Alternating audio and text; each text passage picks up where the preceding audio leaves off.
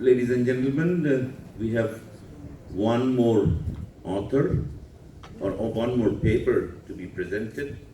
The authors for this paper are Muhammad Shafique Rahman and Ridwan Kabir Kaushik. Shafique has a bachelor's in architecture from Khulna University in 2012, and he also has a master's in sustainable design from University of Sydney, Australia.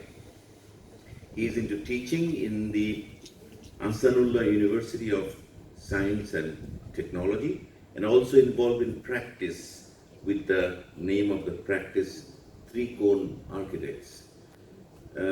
His paper is co-authored by Ridwan Kaushik, who has a bachelor's from Khulna University in 2017 and who is into teaching in State University of Bangladesh. So I think Shafique will be talking about a burning issue in our construction sector, which is the brick as the principal construction material, which has been the principal construction material for ages. And now we are into debate if brick would be the right building material for all of us, considering the embodied energy of a brick considered to other available building materials. So as brick is using topsoil. So this is a burning debate in our country, and I think this is a debate in all other countries who has been using bricks for construction. So let's hear to Shafique what he talks about brick and what he suggests based on his research. Please welcome architect Muhammad Shafique Rahman.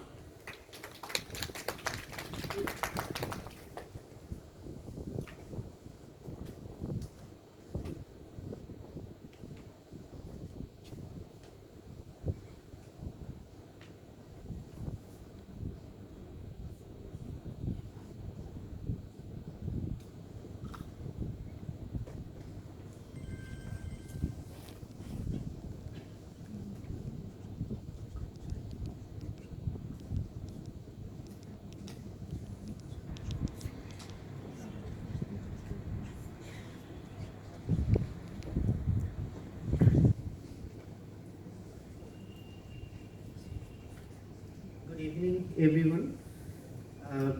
Today I'm going to talk about one of my research works, which was originally conducted as a research project as a part of my master's project at the University of Sydney, Australia. And in this research, we have assessed the environmental sustainability of burnt clay brick. So, before proceed to the assessment part of environmental sustainability assessment of burnt clay brick, I would like to discuss about why I was interested in this research. That is probably the most significant part in my research. We all know this Earth was a part of a star which we call Sun, and there was a mega explosion, and from that explosion, this Earth was formed. And this is scientifically proved that this Earth is about 4.5 billion years old planet. Actually 4.543 billion years. And in this timeline of Earth, when human arrived in this timeline, if we can see, the first life appeared in this Earth is right there, but this is not human. This is one kind of bacteria. This is algae bacteria which appeared in this timeline over there. But when human arrived, so we know all about dinosaur, which arrived in this universe and disappeared from this Earth within that period, which is marked here in yellow. So when human arrived, this is pretty shocking that we have arrived in this universe, in this earth, and we have been living throughout the ages, is just the red mark portion in this timeline. So from this we can realize that human is one of the youngest living creature in this universe, and this world is about 4.5 billion years old, and we human are living here only about 200,000 years. But being as one of the very youngest creature in this world, what we have done to this world, to this earth, to this planet, these are very much known photographs to all of us. We have seen these photographs in last 10-20 years, and this is the photographs which depicts the human-made catastrophes, disasters, what we have done to this universe within this tiny and short period of time. So this distraction, these distracted activities, what is the specific activity of human being that created these catastrophic changes? And for this, from the research, from the study, and we can see that it's about only 200 years ago when we started to extract the fossil fuels in a commercially. We started to extract the fossil fuels and other non-renewable resources, and we started to use those resources, and from that we started to create these catastrophes. And this 4.5 billion years old legacy which created by Earth, and we have completely changed the face of this Earth in the last 200,000 years. So energy consumption creates carbon footprint, and from where we are distressing the balance, the climatic balance. And so energy consumption is one of the major activities of human being,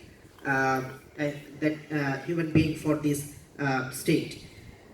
And today we consume the equal amount of energy which takes this earth to generate 200 years to generate the equal amount of energy, and we use this in a single day today.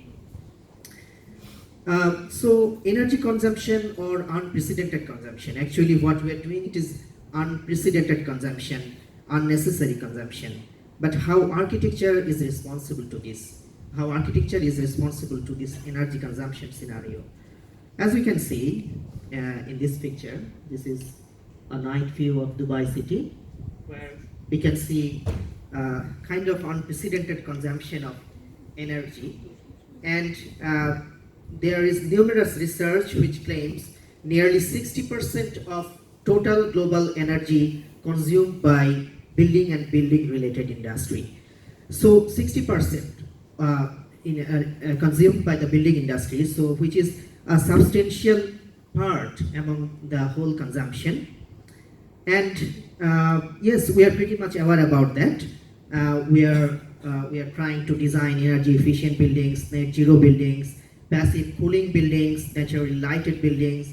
We have been trying to design, the whole world, the architects are struggling to design this type of buildings to reduce the energy consumption. However,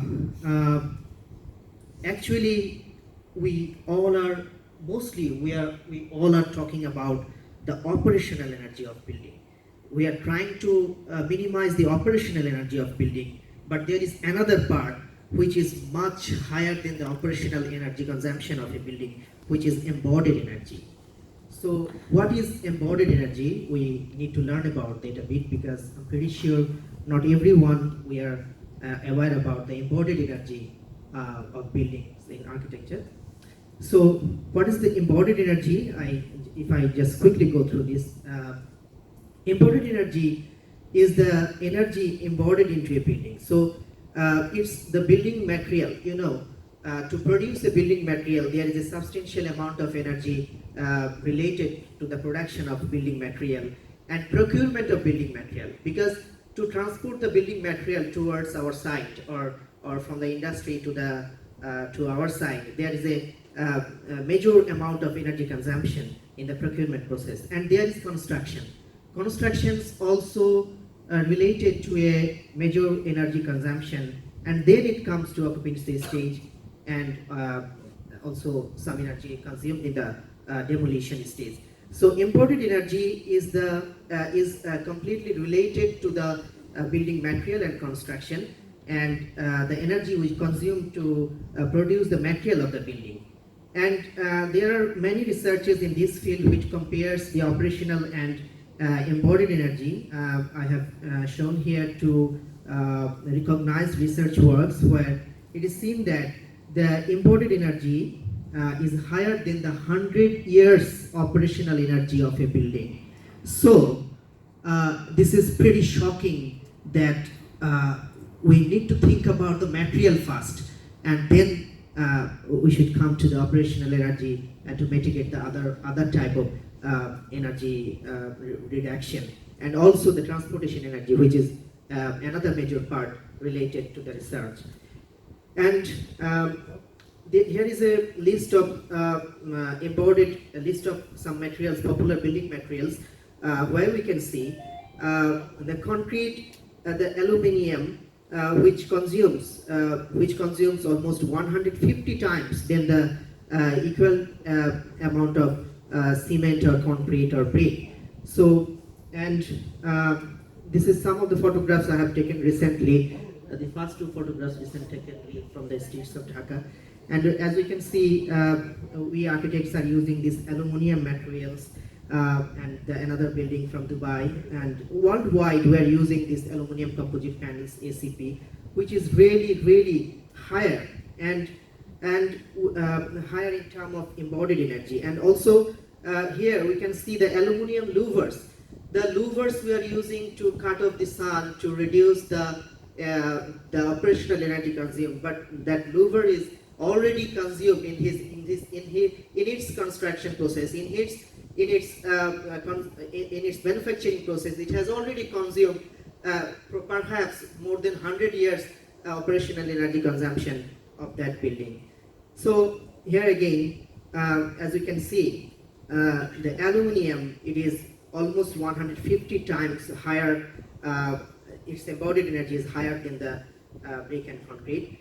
So that's why we became interested in this research to assess the building materials we are using in the context of Bangladesh, how it is in terms of embodied energy. And there is EPD, which is called Environmental Product Declaration. This is one kind of assessment procedure which popular in Europe, Germany, and USA, and many other countries. However, in Bangladesh, we haven't yet got any kind of assessment process like this EPD, which verifies different materials and declares its environmental sustainability. And so as we haven't got anything like this in our country, we have been interested in assessing the building materials of Bangladesh. However, it's an intensive procedure to measure the embodied energy of any material, and therefore we have decided to measure one of the prominent building materials in Bangladesh, which is burnt clay brick. And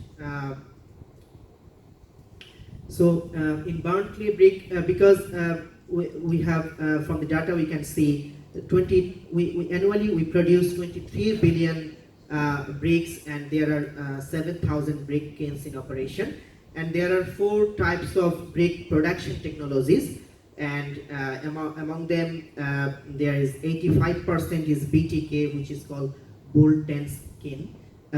It's one type of brick production technology in Bangladesh, and we have assessed that major part because that is the major part in production. So for this assessment we had to understand the whole brick production technology, which is traditional brick production technology in Bangladesh. So there are 4 different stages that the processing of material, collection of material, and the burning. So we'll we have depicted the whole process in a small, very small video, where you will be able to understand the brick production technology.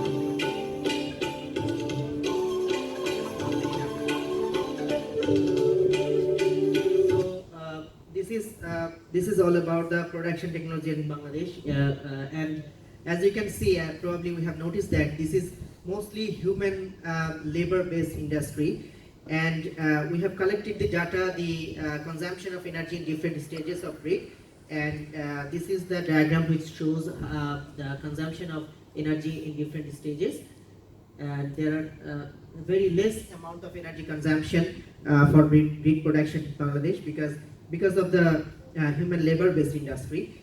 And this is the statistics of the data that we have collected, and we have processed the whole data in a software which is called SIMA Pro.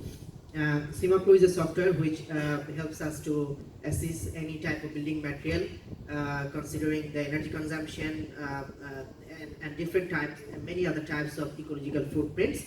And from SIMA Pro, in SIMA Pro, we put the inputs, our data method in this way.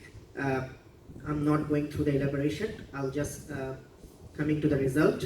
And this is the software processing stages in SIMA Pro. And so from this assessment, we have got that the brick produced in Bangladesh consumes 1.0025 megajoule per kg embodied energy, and it has other global warming potential. We have also got ozone layer depletion, acidification, eutrophication, ecological footprint, and water footprint of the production of brick. And surprisingly, we have found that the brick produced in the context of Bangladesh, comparing to the data found from other contexts, for example, from Uganda, UK, Kolkata, and some other parts of India, we have got the research data of embodied energy of brick from that context, and surprisingly, we have got in Bangladesh, the embodied energy of brick is much lower than the other context, and perhaps this is happening for the power of human labor-based industry, because we are not consuming energy in any other state. Only the energy consumed in the brick kiln or brick burning stage, and there are no other type of consumption. But however, considering the other factors, we have seen that the global warming potential of wood is really higher. But considering the embodied energy, we can still come to the conclusion that burnt clay brick in Bangladesh is a highly energy efficient choice. Thank you very much.